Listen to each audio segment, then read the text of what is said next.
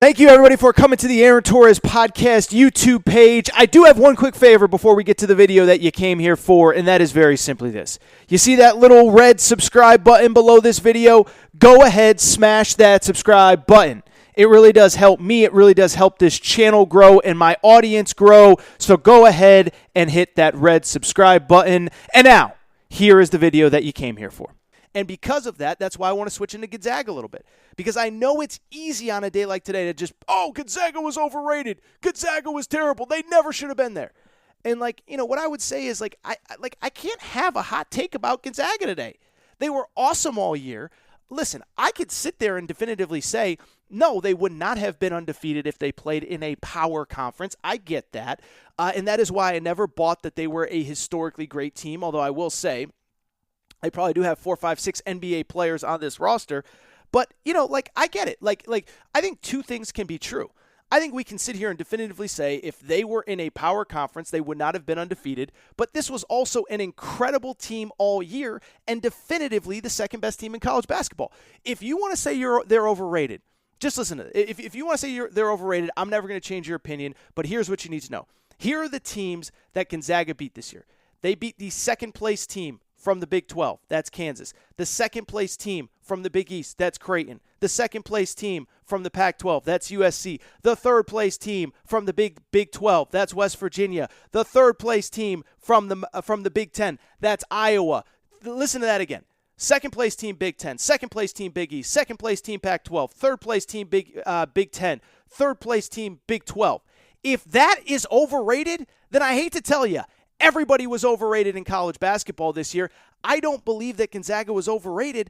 I just believe that sometimes in life you run into a better team. And so when I look at Gonzaga, to me, saying they're overrated is like saying Ohio State was overrated because they lost to Alabama in the national championship game. It's like, was Ohio State overrated or was Alabama just historically awesome? Were the Kansas City Chiefs overrated because they lost in the NFL, the Super Bowl to Tom Brady? I don't think so. I think Tom Brady's just awesome. And I think when I look back at Baylor and Gonzaga, I just sit there and say that Gonzaga flat out lost to a better team. And so when I look at Gonzaga, I look at a team that had an incredible season, that entered the NCAA tournament at whatever they were, 26-0. They enter the championship game at 31-0. And there are some times that you just lose to a better team. And I don't just believe that that's my personal opinion. I believe that in many ways, I think that is Gonzaga's opinion. Because one thing that stood out to me is as the clock wound down, the final few seconds, the only guy I saw crying on the Gonzaga sidelines was Jalen Suggs.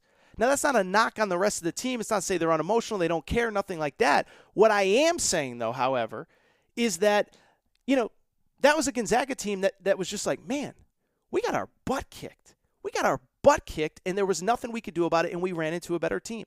And so to me, on a day like today, what I want to do is two things. On Monday's episode, I talked a lot about how much I appreciated UCLA, that we shouldn't tear down UCLA. We shouldn't forget about the incredible run that they went on, Johnny Juzang, Mick Cronin, all that stuff.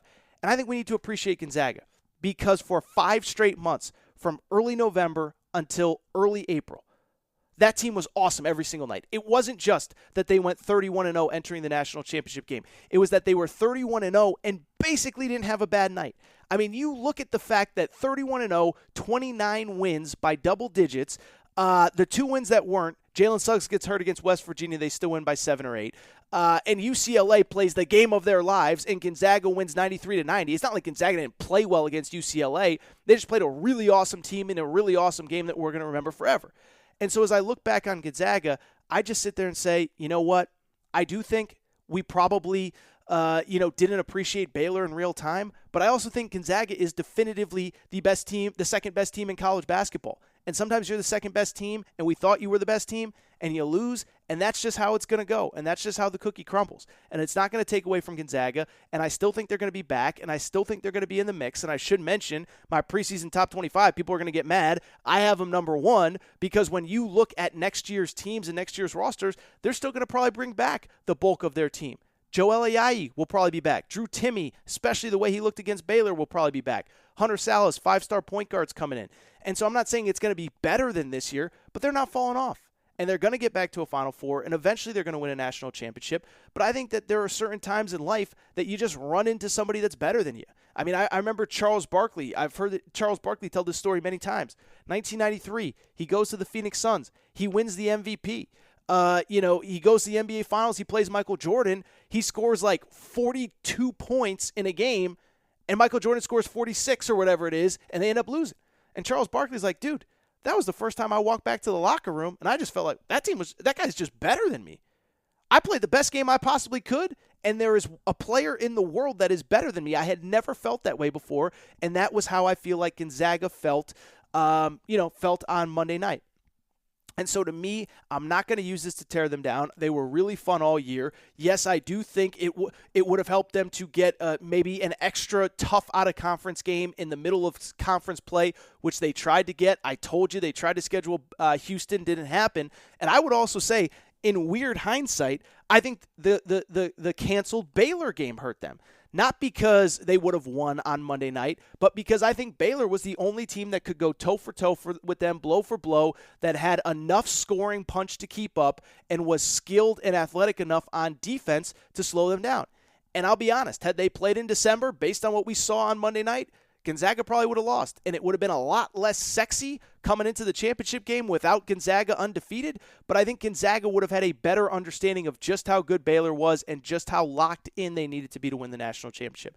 But I don't want to take too much away from Baylor. I do want to say a couple quick things as I wrap here, as we get to Hubert Davis momentarily. Just an incredible season for Baylor. We should not undersell what they did, what they accomplished. The fact that, again, they came back almost entirely intact, could have won it last year, return, national championship or bust. They come back and they win it. 2, with Gonzaga, I'm not making excuses. They lost to a better team, but I am not going to apologize for believing that this was an awesome team all season long that had that was good enough to win a national championship. They just ran into a team that was better than them. And yeah, that's it.